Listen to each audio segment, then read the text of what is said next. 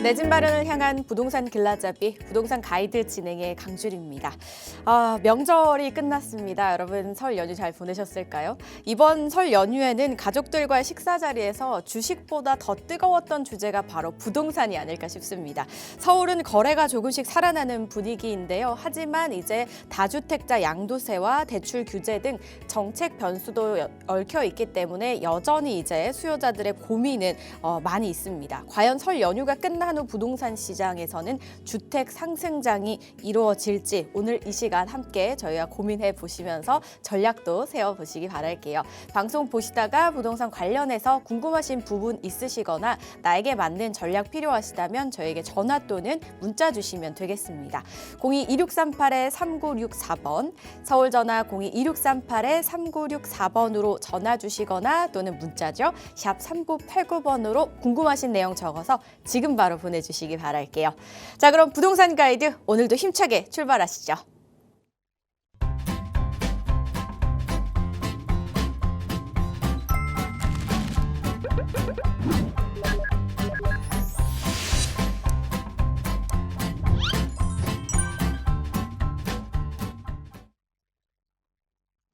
부동산 가이드 매주 목요일마다 저희와 함께 하시면서 그 어떤 어려운 고민도 속 시원하게 해결해 주려고 노력해 주시는 분이죠. 국토개발연구소의 이윤환 대표와 함께합니다. 안녕하세요, 대표님. 네, 반갑습니다.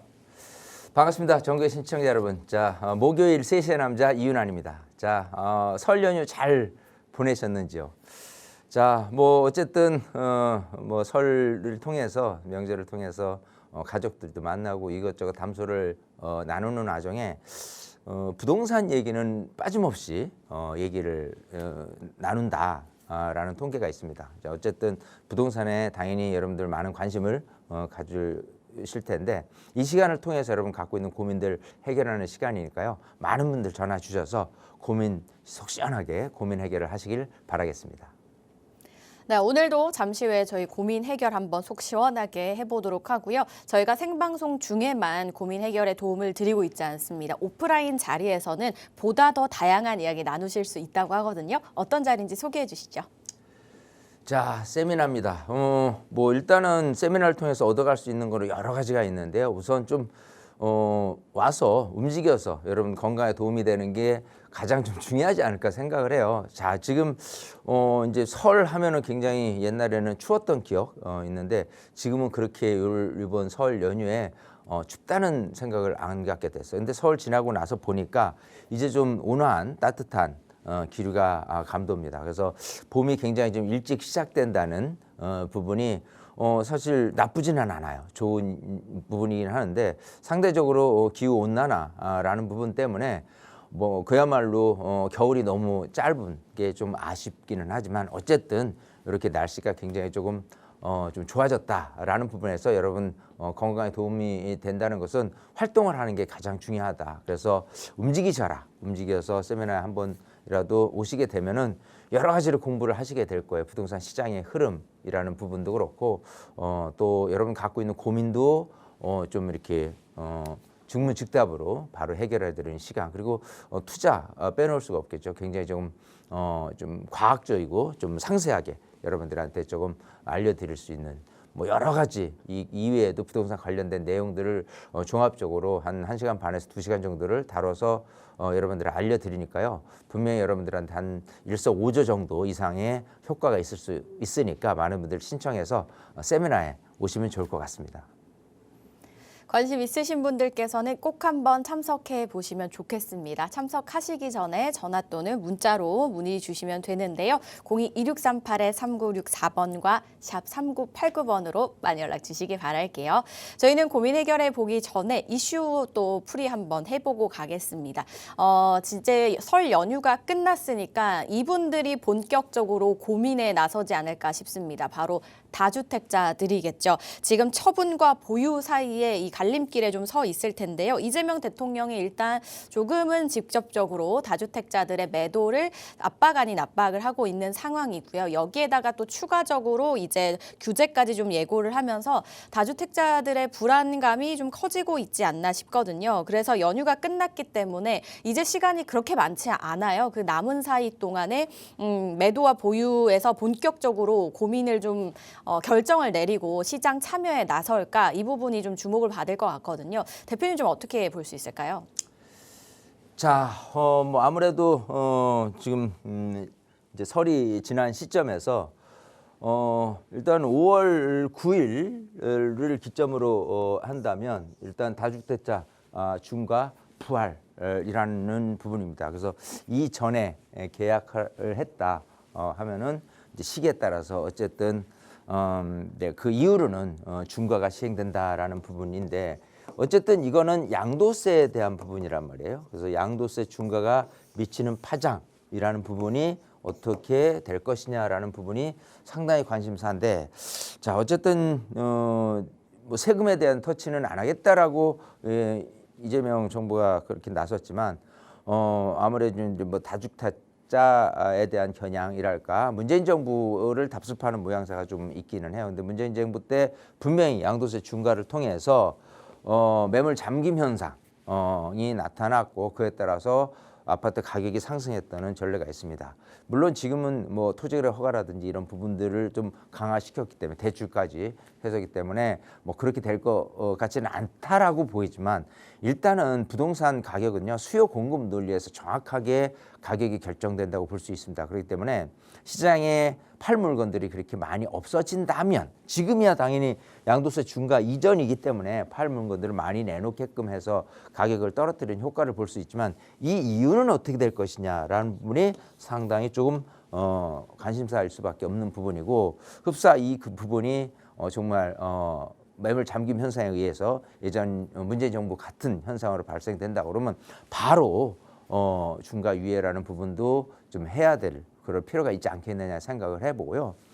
자, 이건 양도세라는 부분인데 사실은 좀 궁금할 수 있는 게 이제 보유세랍니다. 특히 이제 보유세 중에서는 재산세 그리고 이제 종부세인데 이 종부세만큼은 굉장히 조금 민감하기도 하고요. 좀 이제 큰 세금이거든요. 재산세에 비해서는. 자, 그래서 다주택자에 대한 부분에서 종부세율 자체가 60%에서 이제 거의 뭐 90% 100%까지 이제 문재인 정부 때 했다가 지금 윤석열 정부를 통해서 윤석열 정부 때 지금 60% 지금 낮춰져 있는 상태. 이거를 조금 높일까라는 부분인데 보통 이제 세금에 대한 정책이라는 부분은 기본적으로 한 7월 말, 8월 초순에 이 세금에 대한 정책이 발표됩니다. 그러고 나서 2027년에 세법이 어떻게 변하느냐를 갖고 얘기를 나눈 거거든요. 그렇기 때문에 우선 지금은 5월 9일을 기점으로 양도세 중과라는 부분이 실제로 시행하는 부분의 이후에 여파를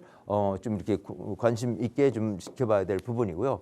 또 마찬가지 7월 말이라든지 8월 초에 있게 될 만한 세법 개정안을 통해서 종부세 이 보유세라는 부분을 얼마만큼 올릴 것인지에 대한 부분도 굉장히 좀 관심사가 될 수밖에 없다라는 부분이거든요. 그렇기 때문에 이 부분만 좀 잘 이렇게 그 세금에 대한 정책을 좀 우리가 관심 있게 들여다볼 필요가 있겠다 생각이 됩니다. 네, 일단 다주택자 양도세 중과 유예가 종료가 되면은 이 양도세 부분뿐만 아니라 다른 세금도 사실은 있잖아요. 그래서 이런 부분도 함께 좀 고려를 하시면서 앞으로 계획을 짜 보셔야겠다라는 생각이 들었거든요. 이 부분 한번 참고를 해보시고요. 혹시나 뭐 세금 관련해서 고민 있으시거나 그와 관련해서 포트폴리오 재정비가 필요할까요? 라고 궁금하신 분들께서는 저희에게 전화 또는 문자로 생방송 중에 상담 요청 주셔도 좋고요. 그 외에는 오프라인 자리도 한번 활용을 해보시기 바랄게요. 성수동 인근에서 진행이 됩니다. 저희가 화면을 통해서 장소와 주제 내보내 드릴게요. 날짜와 시간도 나가고 있고요. 주제는 모아타운 예정지 소액 투자라고 되어 있지만요. 여러분들 평소에 가지고 계시는 부동산 관련된 궁금증 해결해 보시는 자리로 한번 활용해 보시기 바라겠습니다. 날짜와 시간 꼭 메모해 두시고요. 문의사항은 02-2638-3964번과 샵 3989번으로 많이 연락 주시기 바랄게요. 자, 그럼 저희는 본격적으로 여러분들의 궁금증 하나씩 한번 해결해 보도록 하겠습니다. 먼저 전화 연결부터 해봐야겠죠. 여보세요? 네, 안녕하세요. 네, 반갑습니다. 시청자님. 예. 네, 어떤 점이 좀 궁금하세요? 네. 저는 자양동에 있는 그 빌라를 갭투자하고 싶은데요. 네. 그 모아타운에 선정된 자양 1동이나 2동 알아보니까 너무 올라서 투자 금액이 6억 이상 돼야 되더라고요. 근데 거기 말고 아직 그래서 선정 안 된 곳도 좀 괜찮을지, 그리고 그 모아타운 선정되지 않는 곳도 지금 알아보니까 투자액이 한 4억 중반 정도는 돼야 되던데 예. 너무 오른 가격은 아닌지 좀 궁금해서요. 네. 그러면은 이미 선정된 곳의 투자 금액은 너무 높으니까 그거보다 낮은 곳을 보시는 거죠. 네네. 네, 알겠습니다. 주변에. 그런데 그 중에서 선정되지 않은 곳도 지금 많이 올랐는데 매수를 해도 괜찮을까요가 고민이신 것 같아요. 대표님, 어떻게 하시면 좋을까요? 네, 반갑습니다. 네, 안녕하세요. 안녕하세요. 네. 자, 지금 투자처를 우선 광진구 자양동으로 일단은 삼았어요. 그죠? 네. 그래서 가격이 좀 많이 올라긴 했는데 좀 뭐라 그럴까 선뜻 뭐 이 정도 너무 오른 거 아니야 뭐 이런 걱정도 되고 그렇잖아요. 네. 자, 우선 이렇게 생각을 해보죠. 우선 그 제가 항상 이 동이을 지금 컨택을 했다. 뭐 동이 자양동이다, 그죠? 그래서 이 자양동 전체로 따졌을 때 이게 이제 자양동이에요. 동이고 이 자양동을 에워싸고 있는 이곳은 광진구입니다, 그죠? 뭐부터 출발해야 되냐면, 자, 광진구 전체적으로 따졌을 때 앞으로 아파트 시세는 어떠냐, 계속 올라갈 수도 있겠느냐, 아니냐 이런 거를 따진다면요, 이제 광진구 입지 자체가 이 성동구 바로 옆이기도 하고 또 한강 넘어 건너는 잠실이기도 하는데 또 7호선 라인으로 넘어서는 청담동, 삼성동으로 강남구에 또 연결이 돼 한강 너머에 있어요. 그래서 입지적인 부분에 대해서는 굉장히 조금 우수하고 지금 현재 모습의 금액대보다도 훨씬 계속 올라갈 가능성이 있어요. 왜냐하면 이 안에서도 아파트 가격이 좀 비싸다라고 하는 당연히 한강 조망에 대한 부분에 대한 프리미엄이 있는데 여기는 분명히 남쪽을 바라보고 있단 말이에요. 한강을. 그렇기 때문에 앞으로 새 아파트가 들어선다라고 한다면 그야말로 한강 뷰에 대한 프리미엄 때문에 가격이 생각하는 것보다 더 높아질 가능성, 즉 지금의 아파트 시세하고는 틀리게 굉장히 좀 높아질 가능성이 예상이 돼요. 자, 그런 측면에서 자양동을 들여다보셨는데 이제 아까 이제 생각하시는 게 모아타운 선정된 곳은 비싸고 그렇지 않은 곳은 조금 싸긴 하는데 이 자양동으로 들어가서 자양동을 전체적으로 이렇게 그러면요, 자양동은 1동에서 4동까지 있어요. 자, 우선 이 자양 1동 지역은 여기 이제 자양 전통시장이 가운데 있습니다. 이 전통시장을 기준으로 이런 식으로 돼 있는 곳이 자양 1동에 속해요. 그리고 자양 2동은 이 구역 아래쪽부터 해가지고 한강변을 포함하고 있는 이런 부분이 자양 2동이 된 거고, 자양 3동은 그야말로 이제 아파트 단지들, 이 건대입구역에서 자양역 사이에 있는 아파트 단지들, 그리고 다 아파트 단지를 제외한 곳도 다 지금 재개발 예정지로 돼 있습니다. 이게 자양 3동이고요. 그리고 자양 4동 같은 경우는 이쪽 한강변 자양역 부근 같은 경우는 이미 신속 통합 계획으로 선정이 됐어요. 그래서 열심히 부지런히 지금 사업을 재개발을 빨리 하기 위해서 지금 노력하고 있는 와중에 있고, 여기가 이제 뭐 모아타운에 대한 부분도 사실 기대했다가 무산됐다가 또 뭐 할 가능성도 또 있게 됩니다. 어쨌든 자, 이런 식으로 자양 1동 뭐 2동 그리고 3동, 4동 있는데 사실 자양 3동 쪽에는 지금처럼 모아타운 소액으로 갈 수 있는 부분은 없어요. 아파트촌이기 때문에. 그리고 이제 자양 4동의 신속통합기획 같은 경우도 가격이 워낙 많이 올랐어요. 자, 그렇다면 남아있는 곳 같은 경우는 자양 1동과 자양 2동이란 말이에요. 근데 1동 안에서도 보면 요 위쪽 라인 이렇게 돼 있는 이쪽 부분은 이미 선정이 돼 있는 곳이고 또 자양 2동에서의 A구역, 그 다음에 B구역, 그 다음에 C구역, 또 다른 구역까지 전부 다 지금 모아타운에 대한 선정이 돼 있는 곳, 선정될 곳 이렇게 나눠져 있습니다. 자, 그래서 아까 말씀하신 대로 이미 선정된 A동, 1동에 있는 곳 제일 먼저 선정이 됐어요. 자양동 중에서는 모아타운이. 그리고 지금 이 B구역, 자양 그 2동의 이제 B구역 같은 경우도 이미 선정이 됐고 곧 이제 선정에 대한 발표가 있을 곳이 A 구역이고요. 또 마찬가지 C구역도 그렇고. 자, 이런 식으로 죄다 모아타운 지역으로 포함될 예정이 있어요. 그러면 지도상 이렇게 보다시피 자양 전통시장을 가운데 놔둔 상태에서 나머지 주거 지역은 여기 아래쪽까지도 있어요. 아니면 이 자양 1동 중에서도 그러니까 선정된 곳 요 옆에 라인도 있고. 그러니까 이게 아니면 여기 정도만이 이제는 모아타운을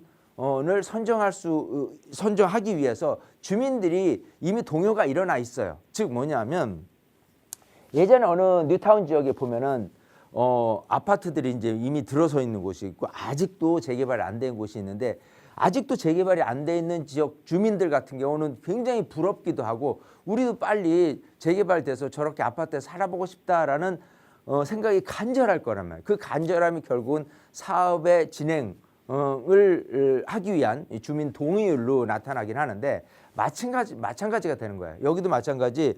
지금 이렇게 선정된 곳이라고 해서 조금 비싸다고 해서 무조건 여기가 빨리 되느냐는 아니거든요. 지금은 거의 지금 뭐 여기 사업 초기 단계 한 2년 안쪽으로 다 지금 선정이 됐고 선정을 달라고 하고 있고 하는데 먼 발치에서 보면 10년을 전체적으로 봤을 때 보면은 그 2년이라는 세월은 그렇게 큰 기간이 아니에요. 지금 무슨 소리냐면 선정이 안 돼 있는 곳마저도 이 분위기 확산은 결국은 선정될 가능성이 굉장히 높습니다. 근데 후발주자 같은 경우들이 오히려 열망이 더 세기도 해요. 그렇기 때문에 어디를 막론하고라도 선정된 곳, 선정되지 않은 곳 이래도 무조건 자양동에 대한 입지만 생각했을 때 판단을 해본다면 자양동의 최소한의 금액으로 아까 뭐 한 4억 중반으로 좀 살 수 있다, 개발을 할 수 있다라고 하더라도 그래도 들어가도 괜찮다예요. 그 이유는 뭐냐면 여기서 이제 조합 분양 금액이 어느 정도 예상을 한 15억을 갈 거라고 예상하는데 나중에 아파트 시세가 대략 한 뭐 30억 갈 거라고 예상하면 이게 사실은 나중에 프리미엄이 점점 사업 진행 속도에 따라서 늘어날 거예요. 프리미엄이 이제 점점 그러니까 이 빌라 가격이 프리미엄이 계속 붙을 거란 말이에요.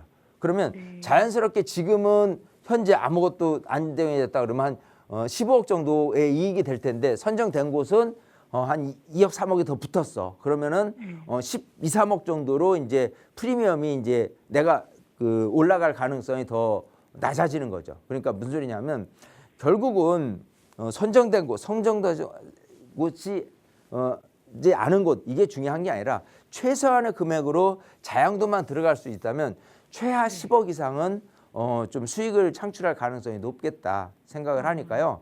좀 선정되지 않은 곳마저도 사실은 4억 중반으로 할 수만 있다면 거기를 좀 노려보는 게 왜냐하면 6억이라고 그러면 6억 7억 하면 너무 비싸잖아요.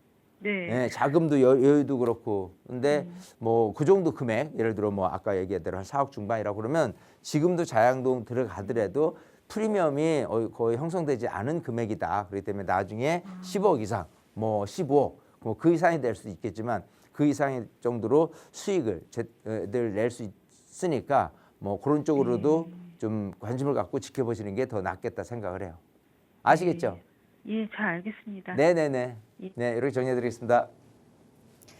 네, 뭐 선정이 된 곳은 아무래도 시세가 좀 많이 오르기는 했지만 선정된 지 그렇게 오래되지 않았기 때문에 후발주자보다 훨씬 빠르다라고 무조건 볼 수는 없다고 합니다. 그렇기 때문에 선정되지 않은 곳 중에서 괜찮은 곳을 선택하시는 것도 나쁘지 않다라고 좀 이렇게 말씀을 주셨으니까요. 이 부분 참고해 보시길 바라겠습니다. 상담 내용 꼭 도움되셨길 바라고요. 추가적으로 궁금하신 부분 있으시다면 다시 한번 또 요청해 주시기 바랄게요. 전화 주셔서 고맙습니다. 저 이번에 문자 한번 체크해 볼게요. 1937님께서 보내주셨는데요. 모아타운은 소규모 아파트 단지를 조성하는 사업이라고 하는데 투자 전망이 괜찮을까요? 라고 보내주셨습니다. 대표님, 재개발에서도 종류가 좀 꽤 여러 가지가 있잖아요. 그중에서도 이제 모아타운 관련해서 질문을 주셨는데 모아타운의 투자 전망은 어떻게 볼 수 있을까요?가 질문입니다. 모아타운마다 다르긴 하겠지만 어떻게 볼 수 있을까요? 자, 많은 분들이 이제 이렇게 단지 규모가 작다라는 이유 때문에 이제 소규모 아파트 단지에는 이제 가격이 크게 오르지 않을 것이다라고 이렇게 생각을 하는데요. 이렇게 생각을 해보죠. 우선 뭐 신속통합기획 이러면 그냥 우리가 흔히 생각하는 일반 재개발 방식 같은 경우는 예를 들어 자양사동이다. 어느 구역이 있다. 일정 구역. 이거를 전부 다 헐어서 그 다음에 이제 아파트가 조성이 되는 부분이에요. 그래서 여기가 한 3,000세대 정도로 조성이 되는 부분이 큰 장점인 건 맞습니다. 근데 현실적으로 우리가 생각하는 이 재개발이라는 부분은 굉장히 사업 속도가 느려요. 그래서 좀 빠르게 사업을 진행을 좀 이렇게 지원을 하겠다라고 해서 신속 통합 기획이라는 부분으로 해서 사업을 빠르게 재개발을 촉진시키려는 그런 서울시의 정책이란 말이에요. 자, 근데 이제 이렇게 개발 방식이 이제 어느 한 단지라고 구역이 딱 설정이 되면은 이 구역 안으로 외부인이 침입, 차를 중간에 이제 다닌다거나 이러기는 쉽지는 않을 거예요. 예, 자, 그런 상태에서 여기서 3,000세대 들어오는 데까지 시간이 워낙 오래 걸리기 때문에 시간을 좀 단축시키는 방법 중에서는 이런 게 있어요. 잘 들어가 보니까 도로는 이렇게 정비가 잘 돼 있는데 여기에 이제 아파트가 아닌 이 단독 다하고 또 빌라로 이제 구성되어 있는 저층 주거지들이 있단 말이에요. 이 저층 주거지들은 뭐를 개발하냐라고 한다면 기본적으로는 이 가로구역, 즉 도로를 좀 놔준 상태에서 여기 개발, 여기 개발, 여기 개발, 여기 개발 이렇게 하는 거예요. 그랬을 때 300세대, 500세대, 뭐 300세대 이게 기본적으로는 이제 가로주택 정비 사업입니다. 자, 가로주택 정비 사업은 그야말로 가로 도로를 좀 놔둔 상태에서 정비하는 부분이에요. 자, 그러면 기본적으로 재개발보다는 일단은 좀 빨리 갈 거예요. 도로 놔둔 상태에서 큰 규모가 아니다. 근데 이 큰 규모가 아니다 보니까 이 도로 놔뒀는데 여기는 여기 뭐 예를 들어 뭐 적게는 뭐 100세대, 200세대 뭐 아니면 300세대, 500세대 이렇게 하는데 여기 따로 막 이렇게 블록 단위별로 이렇게 따로따로 이렇게 개발이 되면은 굉장히 조금 난개발이 우려되는 부분이에요. 그래서 이런 개발지들을 모아서 진행시키는 게 이 모아타운이에요. 그래서 모아타운이라는 부분은 기본적으로 작은 규모라고 생각하시면 안 되고요.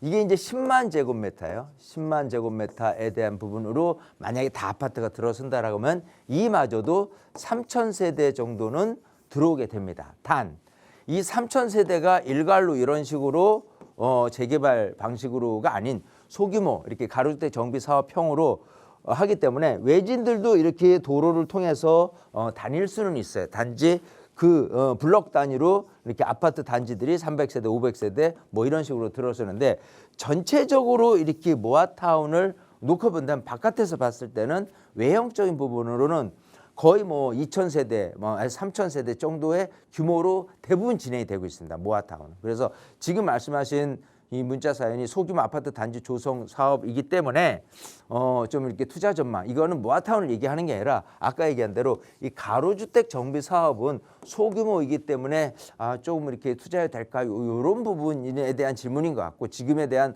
모아타운은 우리가 좀 생각을 좀 바꿔서 이런 가로주택 정비 사업을 하는 데 있어서 모아타운 사업구역 내에서 이렇게 여러 군데 사업들이 모아서 사업을 진행하기 때문에 작은 단지라고 볼 수는 없다라는 부분이에요. 대체적으로 지금 큰 단지로 구성됐다 손치더라도 예를 들어서 우리가 뭐 저쪽 반포에 아크로 리버파크라는 아파트 단지가 굉장히 좀 비싼 아파트 단지이긴 하는데 거기도 실제로 가 보면 이렇게 단지가 하나로만 묶여 있는 게 아니고요.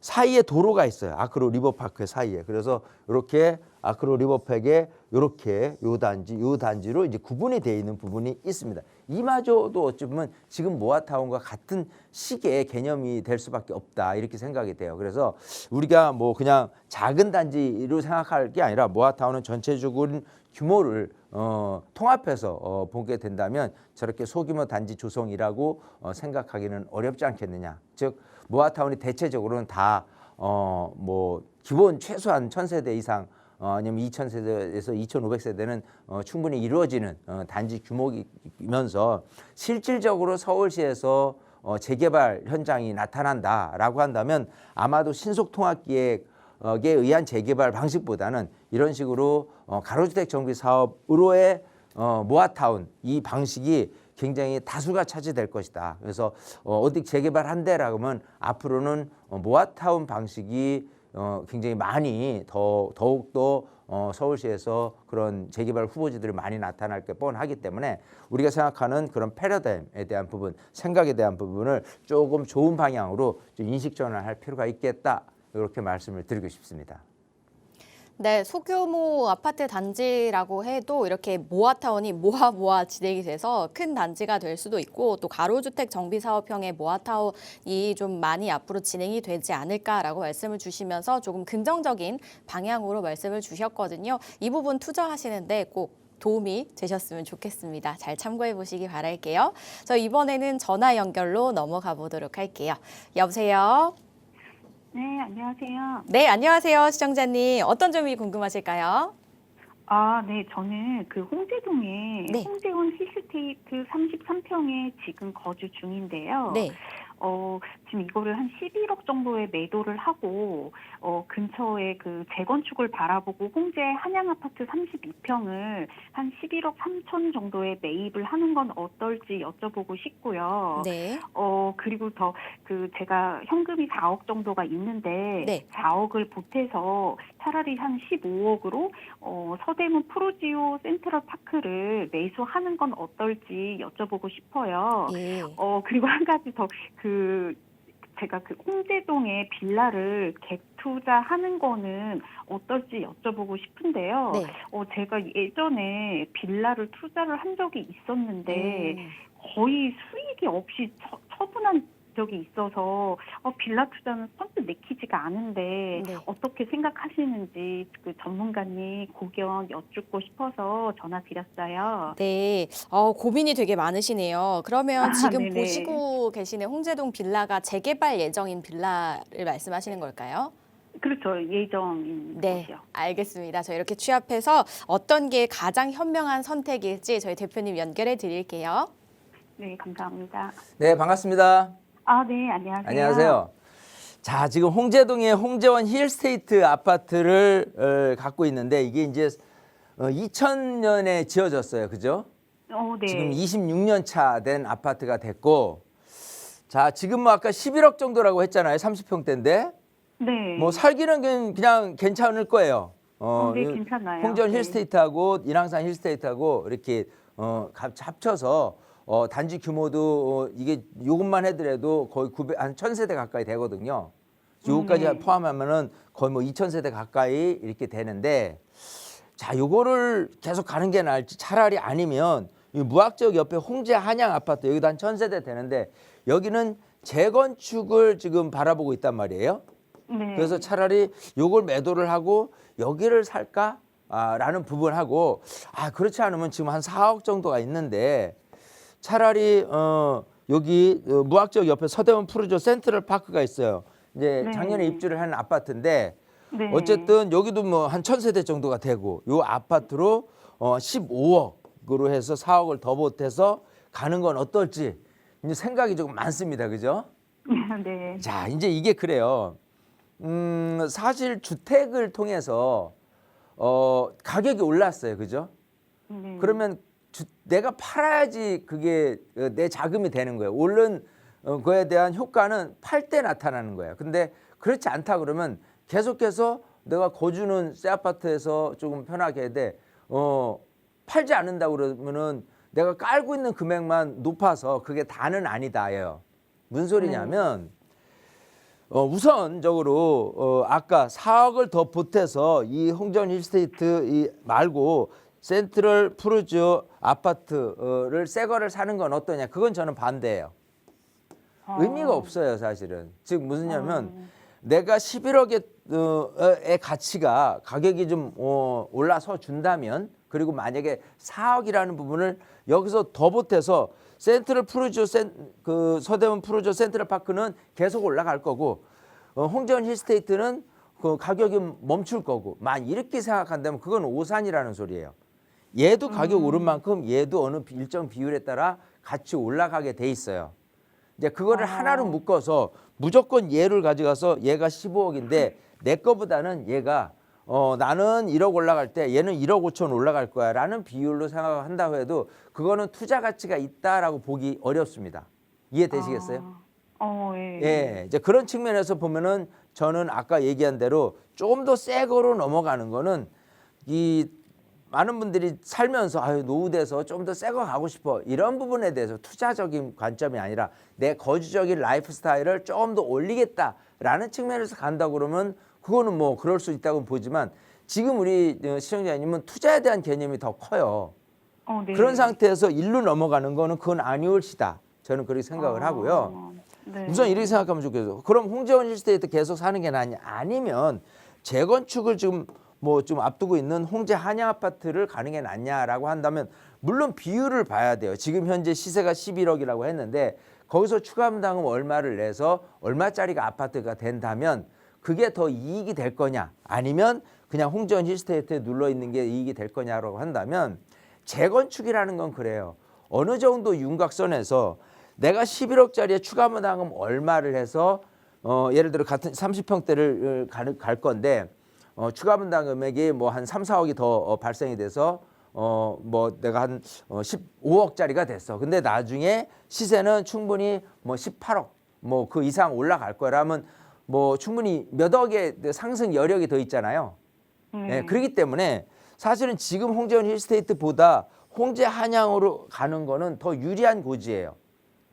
입지적인 측면에서도 홍재원 힐스테이트가 이 지하철 뭐 홍제역이라든지 무학지역을 통해서 이렇게 내 집으로 들어가는 그런 동선하고 홍제 한양 아파트처럼 무학지역 내려서 바로 움직이는 동선하고 친다면 역하고 더 가까운 한양 아파트가 더 유리한 것이고 또 여기 같은 경우는 지금 재건축을 해서 새 아파트를 기대를 할 거기 때문에 기본적으로는 얘에 대한 상승 가치 여력이 훨씬 뛰어나기 때문에 일로 가는 거는 맞는다고 보여요.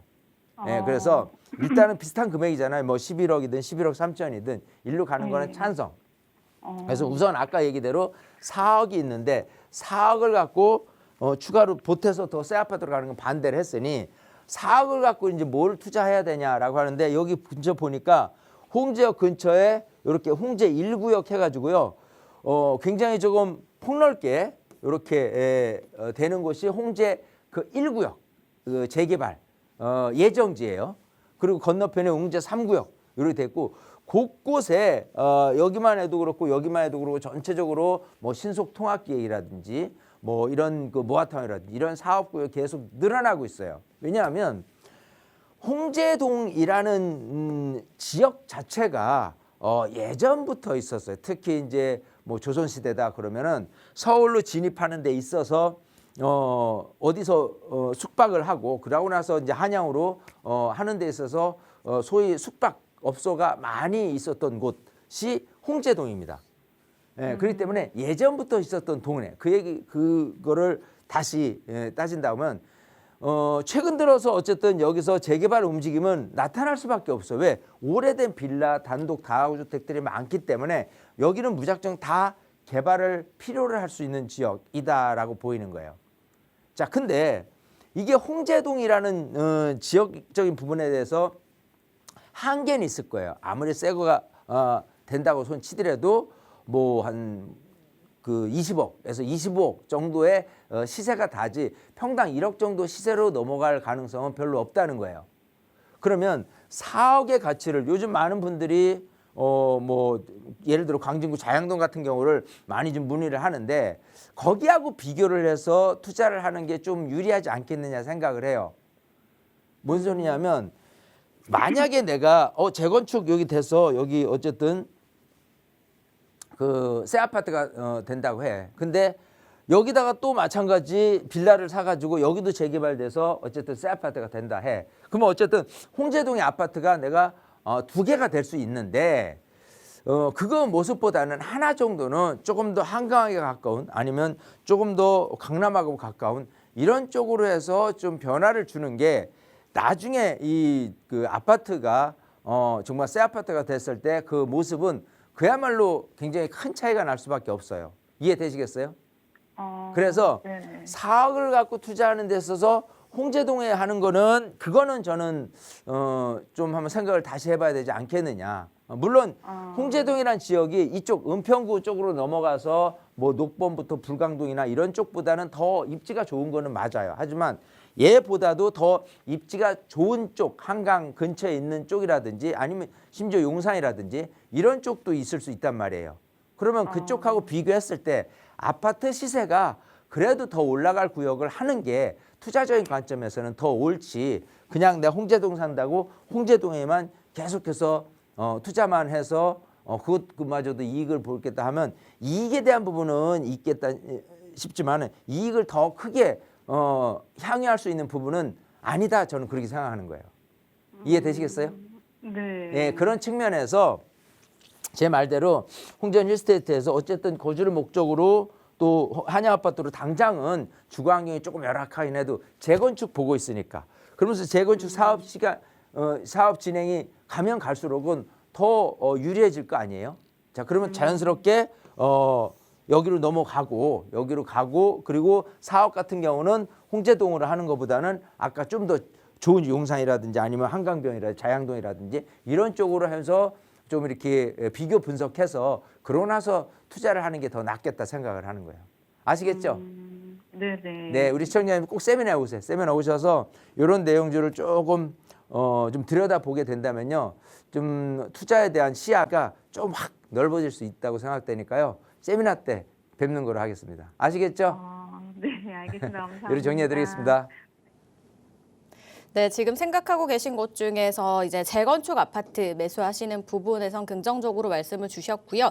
남은 예산으로 추가적으로 이제 홍제동 재개발을 보시기보다는 조금 다른 지역 재개발과 함께 비교 분석을 해보신 다음에 결정을 해보시면 어떨까라고 하셨거든요. 예를 들면 뭐 한강변 쪽이나 자양동이나 뭐 용산 이런 쪽 한번 보시길 바란다고 말씀을 주셨으니까 조금 더 분석을 해보신 다음에 신중하게 결정해 보시기 바라겠습니다. 상담 내용 꼭 도움되셨길 바랄게요. 이번에 또 문자 한번 만나보겠습니다. 3667님께서 보내주셨는데요. 번동 일대에 모아타운을 투자하려고 하는데 괜찮을까요? 라고 보내주셨습니다. 오늘 모아타운 투자 여부 질문이 좀 많은데요, 대표님. 번동 일대 어떻게 보시는지 좀 궁금합니다. 뭐 예산이나 이런 부분이 문자라서 없기는 하지만 그래도 투자적인 부분으로 봤을 때 좀 어떨까요? 자, 번동 일대 모아타운. 우선 제가 항상 뭘 따지냐면 번동은 어느 구에 속해 있느냐부터 이제 따져가는 거예요. 그랬을 때 일단은 뭐 서울이긴 하더라도 기본적으로 번동 이라는 부분이 속해 있는 곳이라고 따진다면은 기본적으로는 강북구가 되겠죠. 예, 그래서 이 강북구에 이 모아타운을 지금 여기저기 여기도 많이 진행을 하고 있어요. 특히 알고 있는 건 수성초등학교 근처에 모아타운이 지금 예정돼 있다. 우이천변에서 있는 거를 알고 있어요. 아마 여기를 언급을 해서 여기에 대한 투자가 어떠냐라고 하는데요. 사실 그 모아타운이라는 부분이라고 따진다면 재개발 사업이잖아요. 결국은 이제 어디로 가느냐, 종착역이 뭐냐라고 하면 결국은 얘가 아파트가 되어가는 거예요.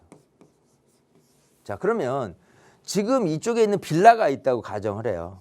빌라가 뭐 한 3억이 있어요. 전세가 뭐 한 1억 정도 껴 있는 상태로 한 갭이 한 2억 정도로 투자가 될 수 있다라고 가정을 해보자 이거죠.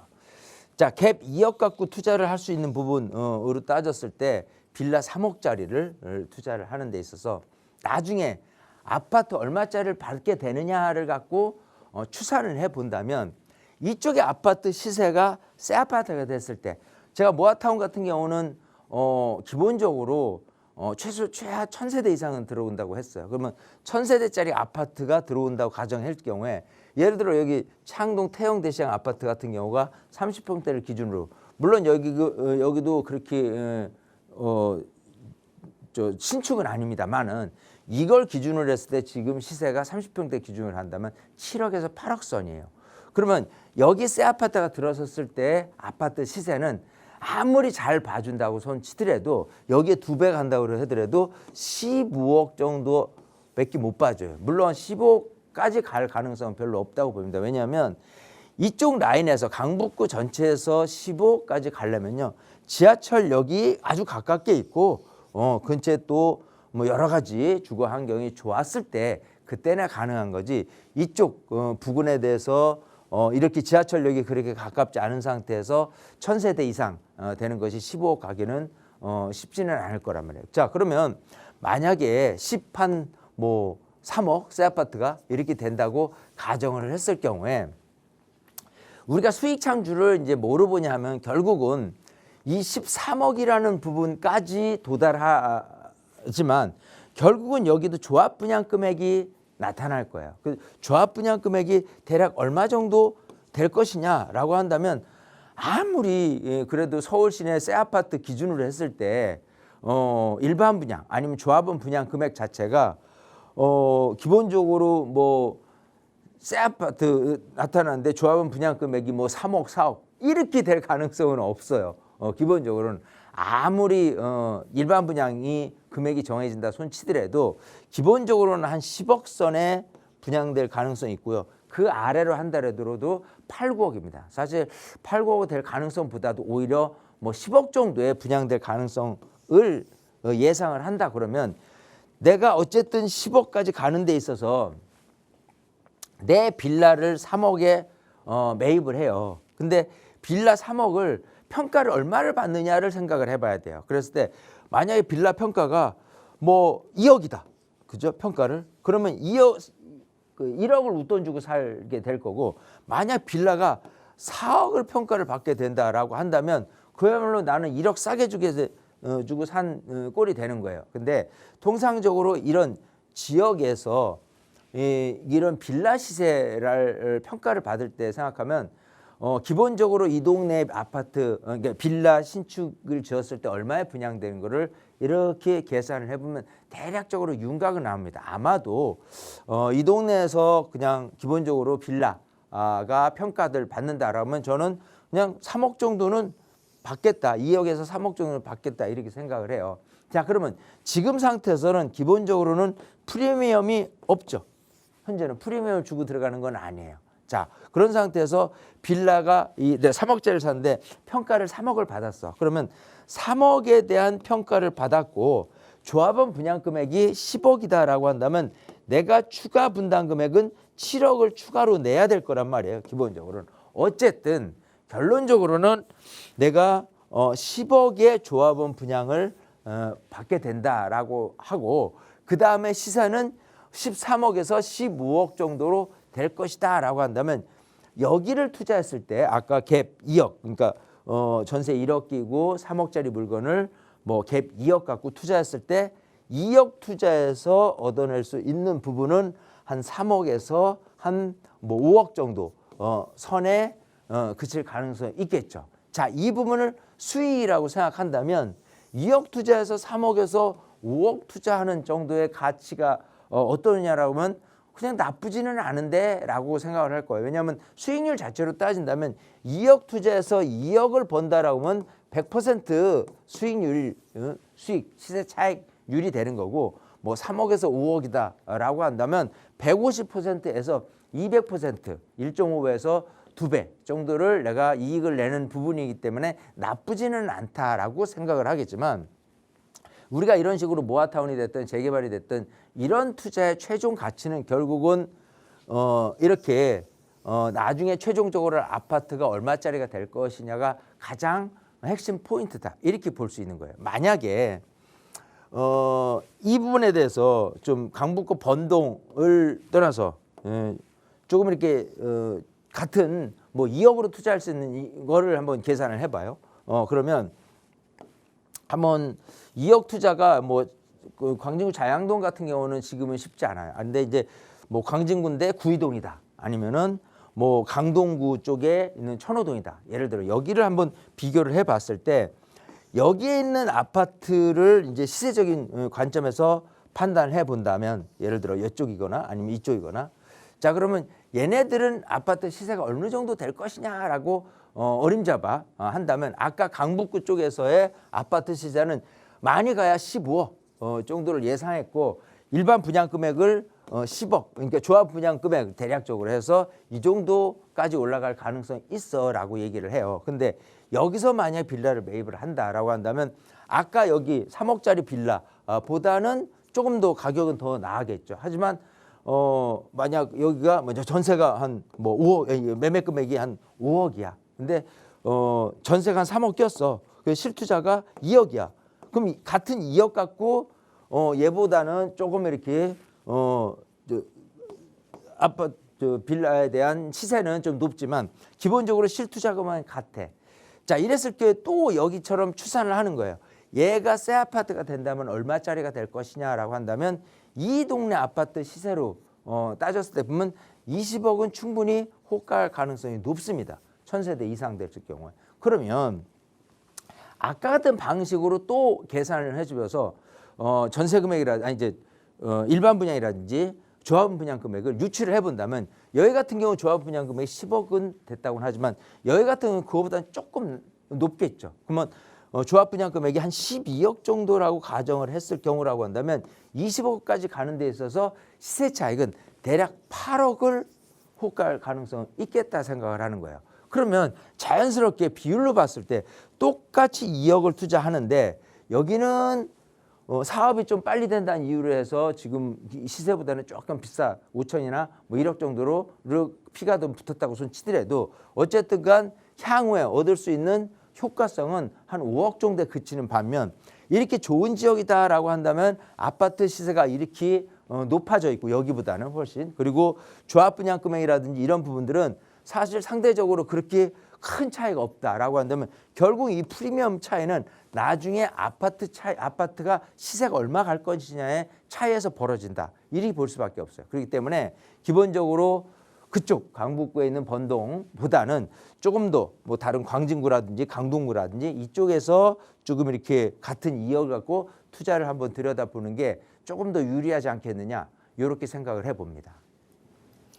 네, 일단은 지금 인근 아파트 시세와 뭐 일반 분양가나 조합원 분양가 등 좀 비교를 해보시고 보고 계시는 곳에 이제 신축이 들어오면 시세가 어떻게 될지 생각을 해보고 결정을 해보시면 좋을 것 같다라는 생각이 들었는데요. 그래서 이제 결론적으로 보고 계시는 지역보다는 다른 지역을 한번 살펴보시면 어떨까라고 말씀을 주셨거든요. 이 부분 참고하셔서 좋은 결정 내려보시기 바라겠습니다. 저희 상담은 여기서 오늘 마무리하도록 하고요. 상담 참여하지 못해 아쉬우신 분들을 위한 자리 마련되어 있거든요. 바로 설명 들어볼게요.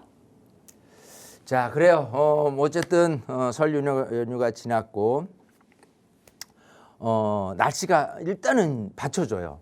기본적으로. 그래서 이 좋은 날씨에 좀 활동하는 여러분들이 되셨으면 좋겠고 그거를 정말 매주 하지도 않습니다. 2주 내지 3주에 오랜만에 지금 이번에 이제 세미나를 또 하게 되는데 이렇게 세미나를 오시게 되면 여러분들이 건강은 도움이 될 것이다. 이제 그것부터 출발을 하고요. 그 다음에 지금 이제 정치적으로 너무 이제 이재명 대통령이 좀 부동산 정책을 세금적으로 이렇게 하는 데 있어서 좀 걱정이 좀 많이 됩니다. 그래서 부동산 시장 흐름이 어떻게 될 것인가도 한번 진단을 해볼 것이고, 여러분 갖고 있는 고민도 풀어 헤쳐서 바로 증문즉답으로 해결할 것이고, 그리고 아까 계속해서 이제 뭐 모아타운 신통기획 또 얼마 투자, 얼마 이익을 얼마 기간 동안 하는 것까지 얘기하는데, 그거는 사례를 조금 몇 가지를 들어보면요, 여러분들이 대략적으로 좋은 위치에 투자하는 것이 훨씬 나한테는 큰 이득이 될 수 있구나라는 걸 느끼게 될 겁니다. 그 느낌이 여러분 팍팍 올 수 있도록 세미나를 통해서 알려드리니까요, 많은 분들 관심 갖고 세미나를 오시게 된다면 여러분들한테 큰 도움 되리라고 믿습니다. 네, 문의사항은 02-2638-3964번과 샵 3989번으로 연락 주시기 바랄게요.